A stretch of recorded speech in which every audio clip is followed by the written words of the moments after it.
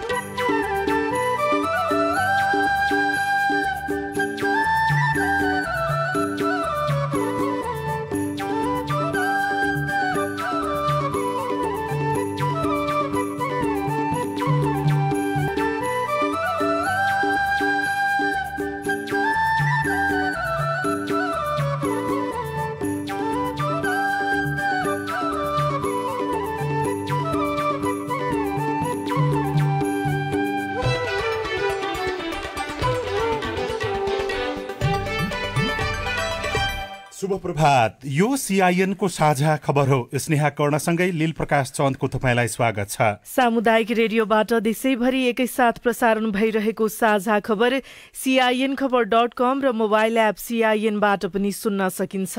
आज 2077 साल माघ 29 गते बिहिबार फेब्रुअरी 11 तारिक सन् 2021 नेपाल सम्वत 1141 माघ कृष्ण पक्षको औँसी तिथि।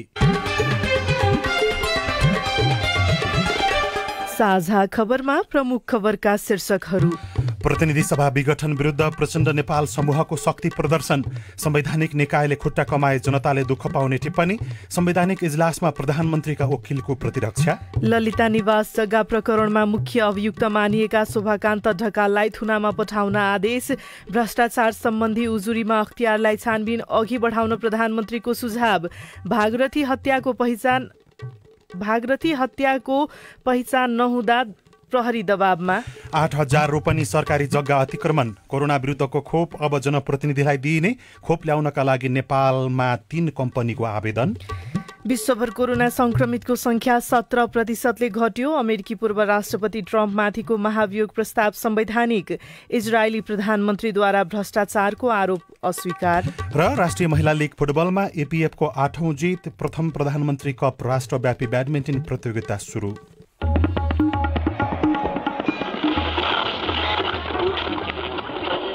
सयौं रेडियो, हजारौं रेडियो कर्मी र करोडौं नेपालीको माझमा यो हो सामुदायिक सूचना नेटवर्क CIN।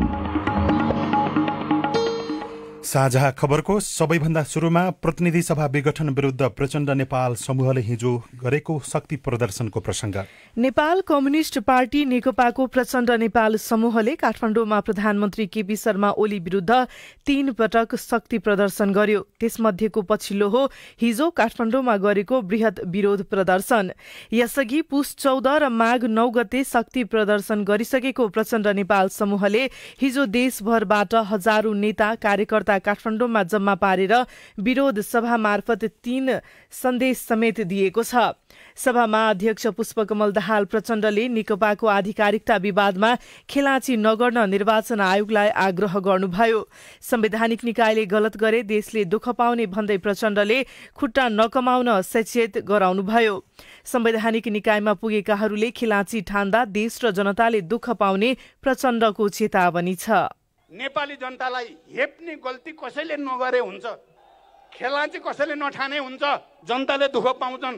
जनतालाई र देशलाई दुःख दिने गल्ती कसैले गर्न हुँदैन। लाखौं जनताको यो आवाजलाई सबैले, मलाई त विश्वास छ, फेरि हुन त मैले बोल्दाखेरि अपमान भयो पनि मैले कहिले अपमान गरेका छैन। काइते कुराको पछि नलाग मात्रै भने हो हामीले। अर्का अध्यक्ष माधव कुमार नेपालले प्रधानमन्त्री केपी शर्मा ओलीले संविधान मिचेर प्रतिनिधि सभा विघटन गरेको बताउँदै सरकार नै लोकतन्त्र समाप्त पार्न लागि परेको बताउनुभयो।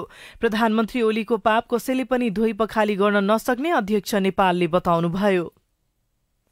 ल भर्ना गरौं, मार्च पास्ट गरौं। 441 जना मध्ये केपी ओलीको पक्षमा कति जना उभिन्छन्? 100 जना। हाम्रो पक्षमा कति उभिएका छन्? 300 जना।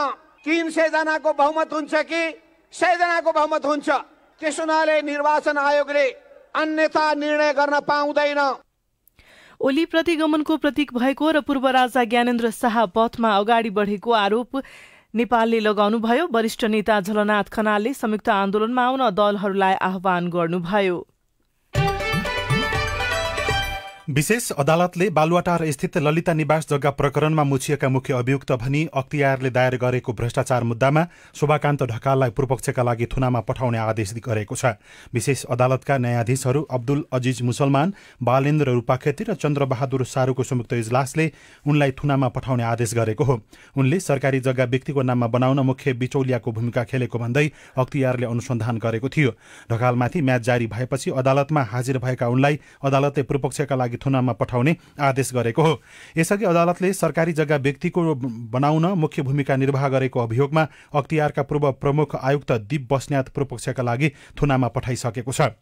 29 चैत 2066 को मन्त्री परिषद बैठकको प्रस्ताव नम्बर 3 मा प्रधानमन्त्री निवास विस्तार र मोही व्यवस्थापनको विषय उल्लेख गरिएको थियो। सो प्रस्ताव अनुसार पार्ने काम तत्कालीन भौतिक योजना तथा निर्माण मन्त्रालयका सचिव दीप बस्नेतले गरेका थिए भने प्रस्ताव स्वीकृत गर्नेमा उपप्रधानमन्त्री समेत रहेका विजय कुमार कक्षेदार पनि संलग्न भएको टिप्पणी हुँदै आएको छ। सरकारले जग्गा धनीलाई मुआवजा दिई अधिकरण गरिसकेको जग्गा पुनः मालपोत कार्यालयले अनधिकृत रूपमा व्यक्तिलाई जग्गा धनी र मोही कायम गरी भ्रष्टाचार गरेको पाइएको अनुसन्धानबाट खुलेको थियो।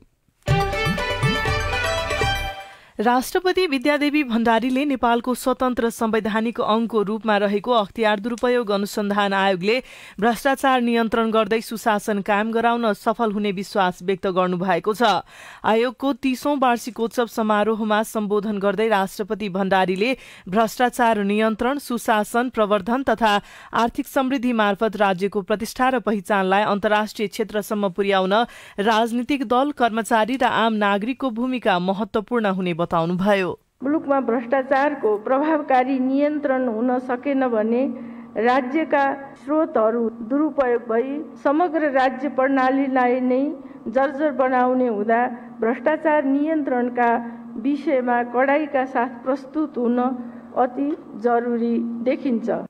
कार्यक्रममा बोल्दै प्रधानमन्त्री केपी शर्मा ओलीले अख्तियार दुरूपयोग अनुसन्धान आयोगको काममा सरकारले कुनै हस्तक्षेप नगर्ने बताउनुभयो।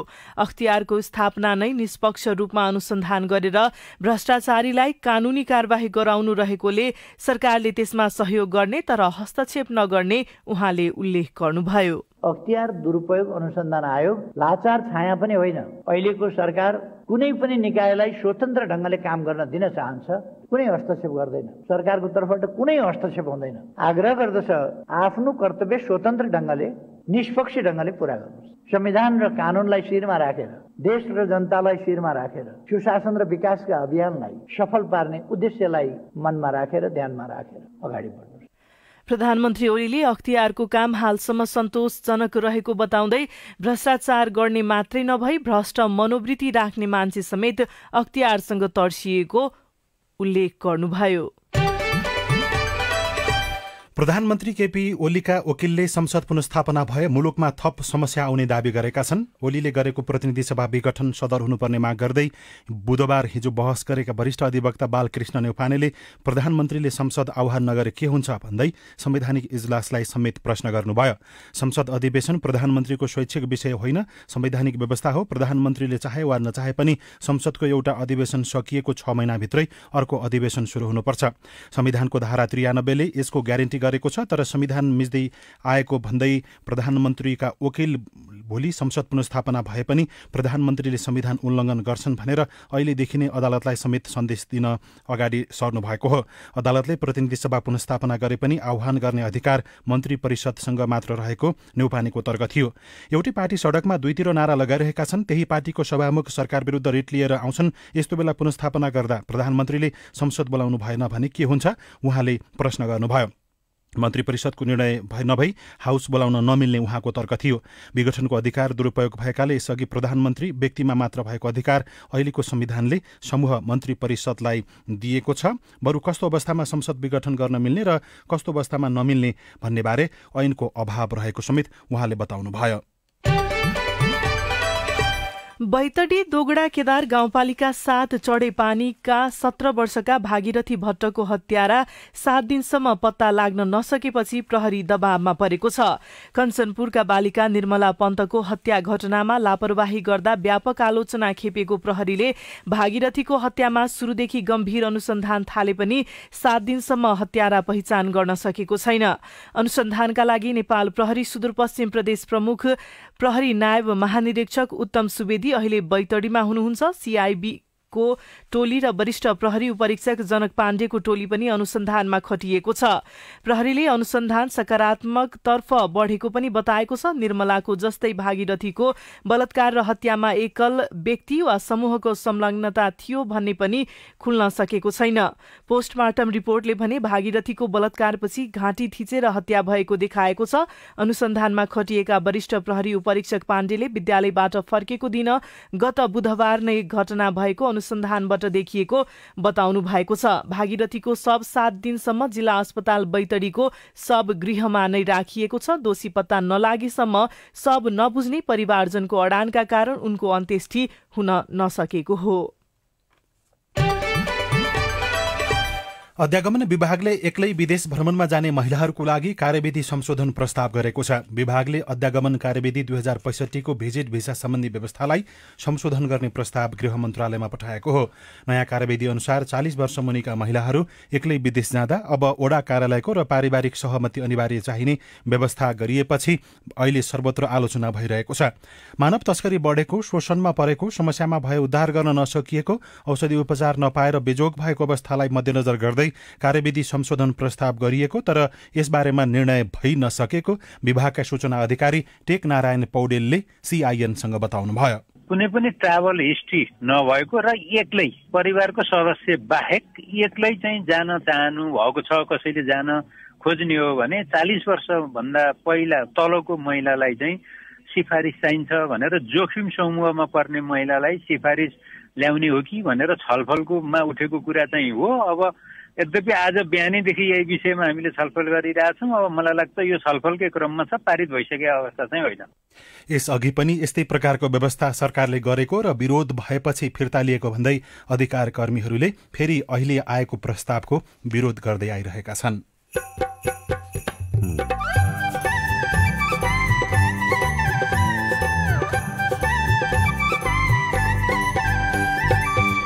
सामुदायिक सूचना नेटवर्क सीआईएन मार्फत देशभरि प्रसारण भइरहेको साझा खबरमा बिना जानकारी रेलमार्ग बनाउन थालेकोमा निजगढवासीको विरोध। विनाश चाहिँ हो, जनतालाई कसरी फाइदा भएछ त्यो चाहिँ मलाई ठिक लागेन है। विकास गर्नु ठिक हो, तर विकासको नाममा विनाश गर्नु चाहिँ ठिक होइन।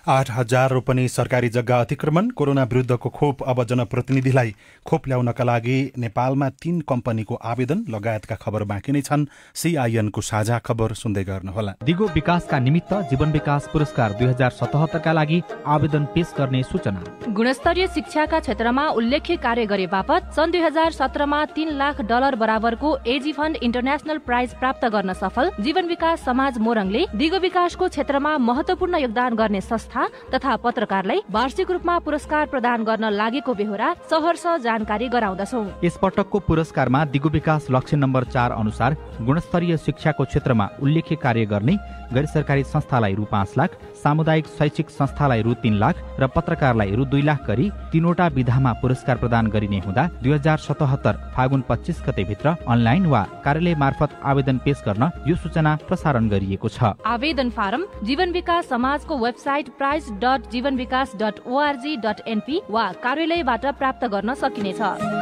जीवन विकास समाज मुख्य कार्यालय कटहरी 2 मोरङ।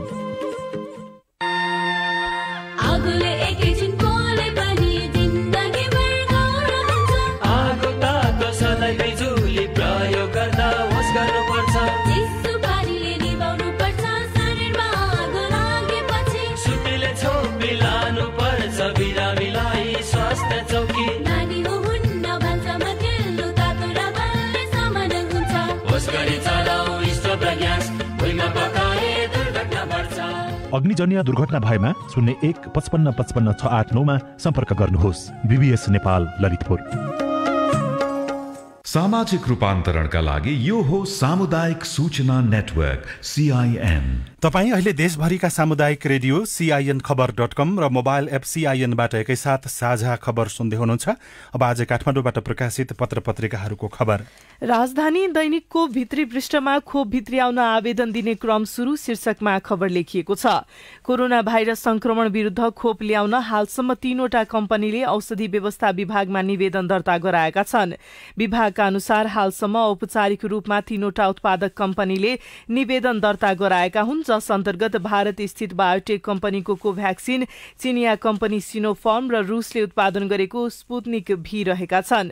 औषधि व्यवस्था विभागका प्रवक्ता सन्तोष केसीका अनुसार निवेदन प्राप्त भए पनि प्रक्रिया पूरा गरेर मात्रै अनुमति प्रदान गरिने जानकारी दिएको छ। अन्नपूर्ण पोस्ट दैनिकको भित्री पृष्ठमा सम्भाव्यता अध्ययन हुँदै शीर्षकमा खबर लेखिएको छ। धौवादी फलाम खानीको सम्भाव्यता अध्ययन द्रुत गतिमा भइरहेको छ। सम्भाव्यता अध्ययनका लागि ड्रिलिङको काम पनि भइरहेको धौवादी फलाम कम्पनीले जनाएको छ।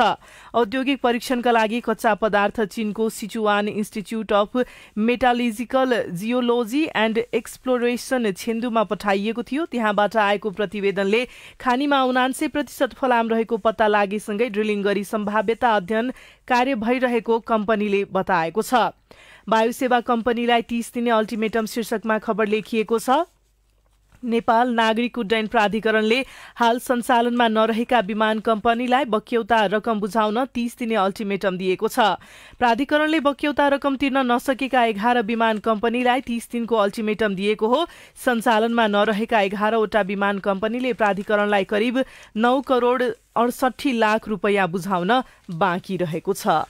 आजका सबैजसो पत्र पत्रिकाहरूले दाहाल नेपाल समूहले काठमाडौँ नगरमा गरेको हिजोको शक्ति प्रदर्शनलाई प्रमुखताका साथ छापेका छन्। कान्तिपुर दैनिकको भित्री पन्नामा छ, भूमाफियाले मुलुकभर करिब 8000 रोपनी सरकारी जमिन अतिक्रमण गरेको पाइएको छ। सरकारी, सार्वजनिक र गुठी जग्गा सम्बन्धी संरक्षण र जाँचबुझ आयोगको अध्ययन अनुसार निजी, गुठी, मठ मन्दिर र सरकारी आयोजनाका लागि अधिग्रहण गरिएको जग्गा अतिक्रमणमा परेको हो। आयोगले भूमि अतिक्रमण सम्बन्धी 20वटा प्रतिवेदन तयार गरेर केही दिनमै प्रधानमन्त्रीलाई बुझाउने तयारी गरेको छ। काठमाडौँ लगायत मुलुकका विभिन्न स्थानमा भूमाफियाले करिब 8000 रोपनी अतिक्रमण गरेको पाइयो। आयोग स्रोतले बताएको छ केही दिनमै प्रतिवेदन प्रधानमन्त्रीलाई बुझाउने तयारी भएको छ। सरकारले 18 महिना अघि पूर्व न्यायाधीश मोहन रमन भट्टराईको अध्यक्षतामा आयोग गठन गरेको थियो। गैंडा मारेको अभियोगमा 14 जना पक्राउ परेको खबर पनि छ। दुर्लभ वन्यजन्तु एकसिङे गैंडा मार्न सुरु गर्ने गिरोहका महत्वपूर्ण सदस्य पक्राउ परेको चितवन राष्ट्रिय निकुञ्ज कार्यालयले जानकारी दिएको छ। निकुञ्जको मुख्य कार्यालय कसरामा बुधबार भएको पत्रकार सम्मेलनमा निकुञ्जका प्रमुख संरक्षण अधिकृत अन्नाथ बरालले गैंडा मारेको आरोपमा विभिन्न मितिमा 14 जना पक्राउ परेको बताउनुभयो। घटनामा संलग्न भएको आरोप लागेका 16 जना भने अझै पनि फरार रहेका छन्। अर्को खबर, समयमै काम सक्दैनन्, म्याद मात्र माग्छन्, निर्माण व्यवसायी शीर्षकमा छ। लकडाउनका बेला काम गर्न नसकिएको भन्दै निर्माण व्यवसायीले फेरि पनि आयोजनाको म्याद 6 महिना थप्न माग गरेका छन्। गत चैत 11 पछि लकडाउन भएको र उक्त अवधिमा सरकारले थपिदिएको 6 महिना पर्याप्त नभएपछि व्यवसायीले तालुक मन्त्रालय धाउँदै फेरि म्याद थप्न दबाब दिन थालेका हुन्। नेपाल निर्माण व्यवसायी महासंघको नेतृत्वमा भौतिक पूर्वाधार तथा यातायात मन्त्री र अर्थमन्त्रीलाई भेटेर समयमै भुक्तानी नपाउँदा र 6 महिना थपिएको म्यादले सबै आयोजनालाई सम्बोधन नगरेको भन्दै व्यवसायीले म्याद थप्नुको विकल्प नरहेको तर्क गर्दै आएका छन्। नयाँ पत्रिका दैनिकमा आफ्नै निर्णय उल्ट्याउँदै विद्युतीय बसको जिम्मा पुनः साझालाई दिने सरकारको निर्णय शीर्षकमा खबर लेखिएको छ। सरकारले गत वर्ष गरेको आफ्नै निर्णय उल्ट्याउँदै विद्युतीय बस खरिद गरी सञ्चालन गर्ने जिम्मा साझा यातायातलाई दिने भएको छ। सोमबार बसेको मन्त्री परिषद बैठकले विद्युतीय बस खरिद र सञ्चालन गर्ने जिम्मा साझा यातायातलाई दिने निर्णय गरेको प्रधानमन्त्री तथा मन्त्री परिषदको कार्यालयले जनाएको छ। र आज सबैजसो पत्र पत्रिकाले खाना पकाउने ग्यास र पेट्रोलियम पदार्थको मूल्य बढेको खबर छापेका छन्। गैरातीदेखि नै लागू हुने गरी पेट्रोल तथा डिजेल र मट्टीतेलको खुद्रा मूल्य प्रति लिटर 2 रुपियाँले बढाइएको नेपाल आयल निगमले जनाएको छ। अब काठमाडौँमा पेट्रोलको मूल्य 112 र डिजेल मट्टीतेलको 95 रुपियाँ तिर्नुपर्नेछ। एलपी ग्यासको मूल्य पनि अब बढेर प्रति सिलिन्डर 1400 रुपियाँ पुगेको छ। निगमले सिलिन्डरमा 25 रुपियाँ मूल्य बढाएको हो। खाना पकाउने ग्यासको भाउ 1 वर्षपछि बढाइएको छ। हवाई इन्धनको मूल्य हाललाई यथावत नै राखिएको निगमका प्रवक्ता विनीत मणि उपाध्यायले जानकारी दिनुभयो। साझा खबरमा अब तपाईको प्रश्न र त्यसको जवाब सहितको हेलो सीआईएन विनोद शर्माबाट।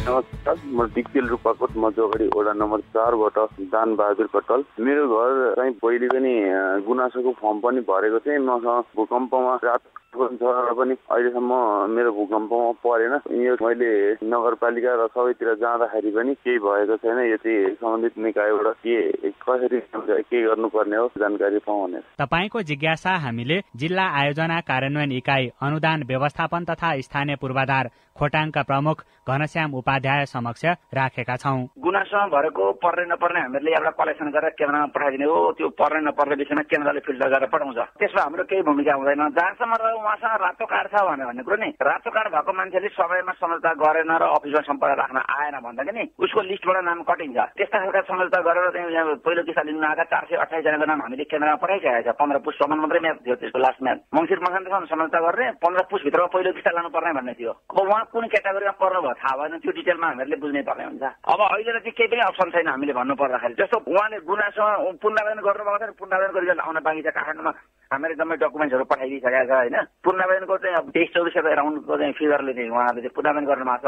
अब पुनरावेदनको प्रक्रिया चाहिँ सुरु भएको छैन। त्यो सुरु भएपछि उहाँहरूले हामीलाई खबर गर्नुहुन्छ। त्यसको चाहिँ मोडालिटी कस्तो हुन्छ, कसरी चाहिँ उहाँहरूले सेलेक्सन गर्नुहुन्छ त्यो चाहिँ हामीलाई थाहा हुँदैन। फेरि नमस्कार, प्युठान जिल्ला नौबनी गाउँपालिका वडा नम्बर 3बाट म बोम्बार घरती मगर। म प्राथमिक तहको शिक्षक हुँ। 2064-65 सालमा नेपाल सरकारबाट 10 मिनेट प्राथमिक शिक्षक तालिम प्राप्त गरे। 2066 सालमा 10 मिनेट तालिमलाई 400 पूर्णाङ्क मानेर 11 र 12 को 600 पूर्णाङ्क गरे। विशेष शिक्षाबाट कक्षा 12 उत्तीर्ण गरे। उच्च माध्यमिक शिक्षा परिषदले कक्षा 12 उत्तीर्ण गरेको अरू प्रमाणपत्र दियो, तर माइग्रेसन र प्रोभाइजनल सर्टिफिकेट दिएन। त्यसकारण म स्नातक तहमा भर्ना हुन पाएन। हाल चाहिँ यो माइग्रेसन र प्रोभाइजनल सर्टिफिकेट नभए पनि स्नातक तहमा भर्ना गर्न मिल्छ भन्ने सुनिन्छ। वास्तविकता के हो? जवाफ दिँदै हुनुहुन्छ त्रिभुवन विश्वविद्यालय अन्तर्गत सूचना तथा जनसम्पर्क शाखाका अधिकृत सनिता प्रधान। त्यो सबै हामीले डकुमेन्ट्स नभइकन त मिल्दैन होइन।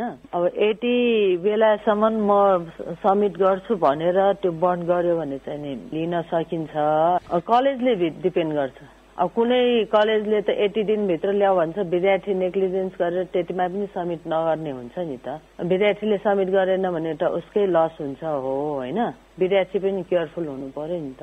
नमस्कार, मेरो नाम नरेश कुमार साउथ, घर पञ्चपुरी 6 बागाचोर, श्री विद्याज्योति माध्यमिक विद्यालयको स्टुडेन्ट। मेरो नामको थरमा अलिक गडबडी भएको छ। एसएडब्ल्युएडी हुने ठाउँमा एसएडब्ल्युएसएडी भएको छ। फेरि प्रवेश पत्रमा लेख्दाखेरि चाहिँ मैले आफ्नो नाम एसएडब्ल्युएडी नै थर यसरी लेखेको थिएँ, तर गडबड भयो। के गर्ने हो? नरेशजी, तपाईँ कुन तहमा अध्ययनरत हुनुहुन्छ त्यस विषयमा खुलाउनु भएको छैन, तर पनि हामीले पञ्चपुरी नगरपालिकाको शिक्षा शाखामा बुझेका थियौं। शाखाका अनुसार स्थानीय सरकारले आधारभूत तह अर्थात कक्षा 8 सम्मको हकमा मात्रै हेर्ने हो। माथिल्लो कक्षाको हकमा तपाईले राष्ट्रिय परीक्षा बोर्डमा सम्पर्क गर्न सक्नुहुनेछ।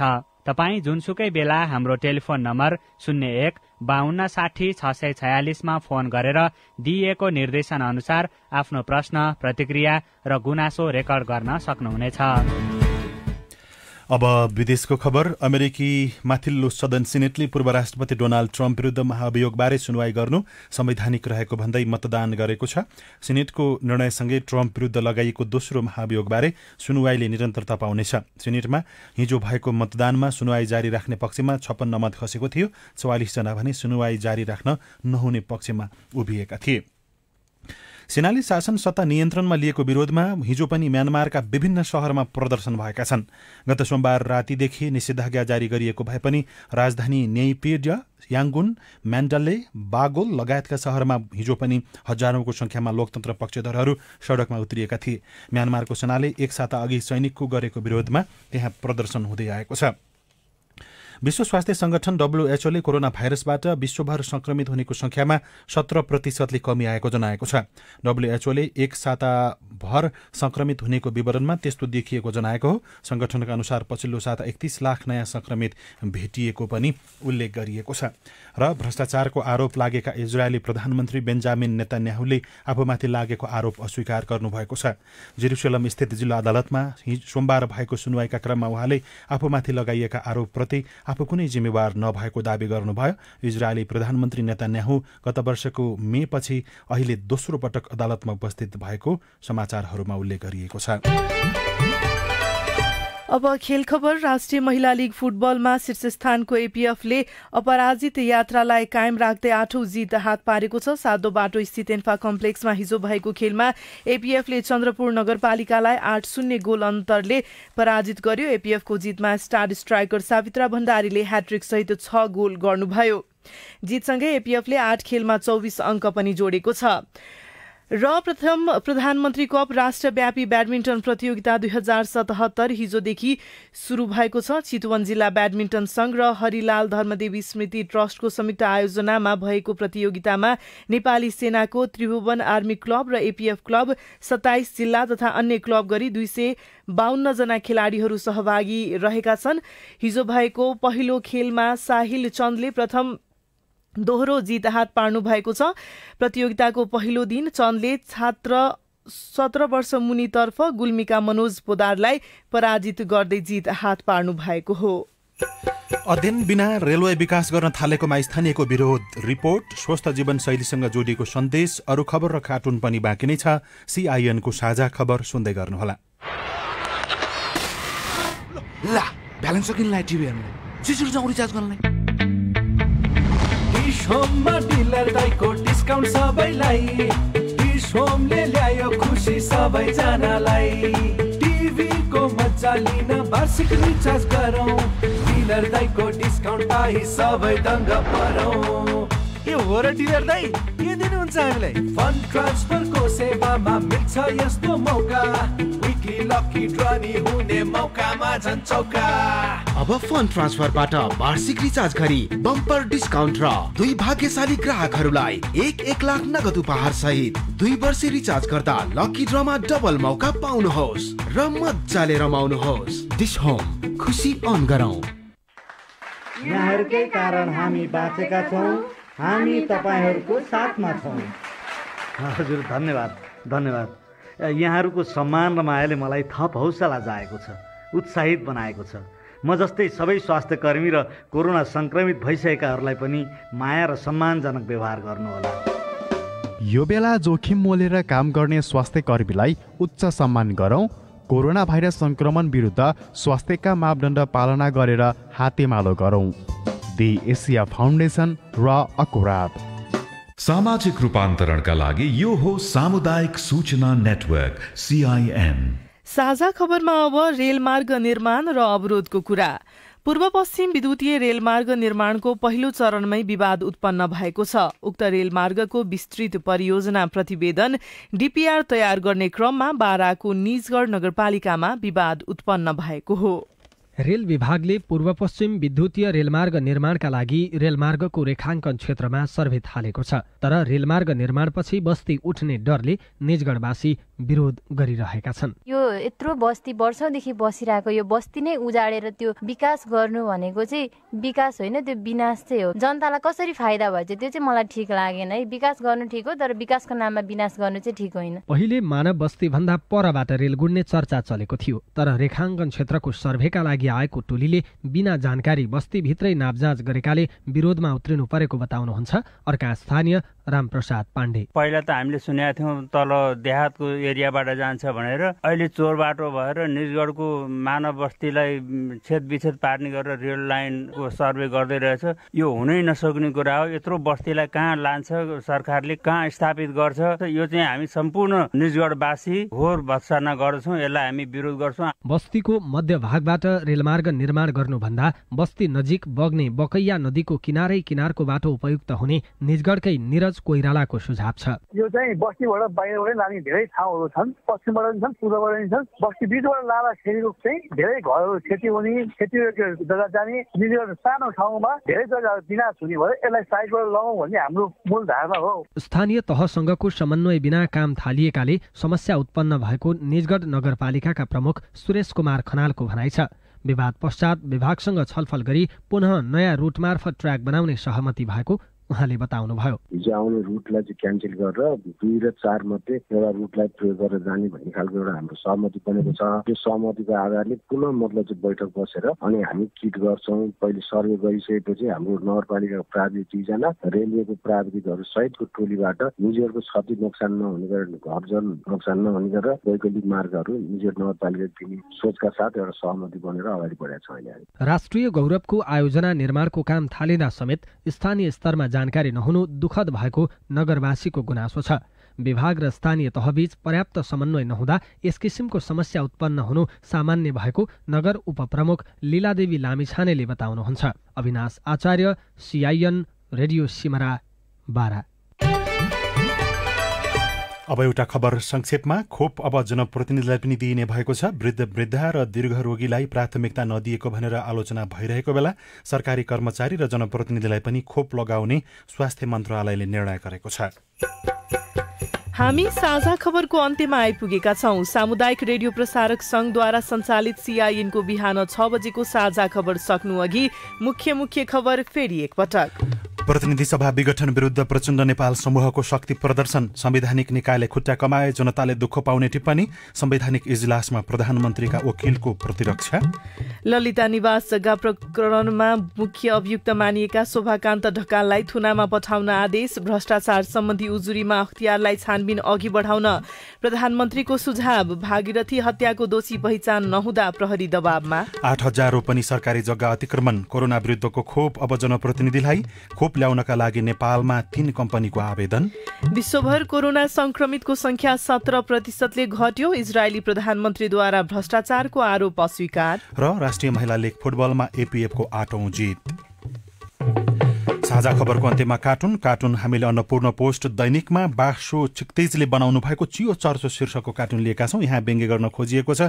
दिनदिनै जस्तो प्रदर्शन र विरोध सभाहरू भइराखेका छन्। यहाँ गाडीहरूको लामो ताती छ र केही बस्तीहरू पनि देखिन्छन् र 1-2 जना केही व्यक्तिले सडकमा निस्केर कुराकानी गरिराखेको जस्तो देखाइएको छ। तल चाहिँ यस्तो लेखिएको छ, दिनदिनै प्रदर्शन कुन पक्षको आमसभा रहेछ आज? हवस् त, प्राविधिक साथी सुभाष पन्तलाई धन्यवाद। अहिलेलाई लील प्रकाश चन्द र स्नेहा कर्ण बिदा भयौं। तपाईको आजको दिन शुभ होस्। नमस्कार। यसपछि देशभरिका सामुदायिक रेडियोबाट कार्यक्रम हाम्रो पालिका प्रसारण हुनेछ। सुन्ने प्रयास गर्नुहोला।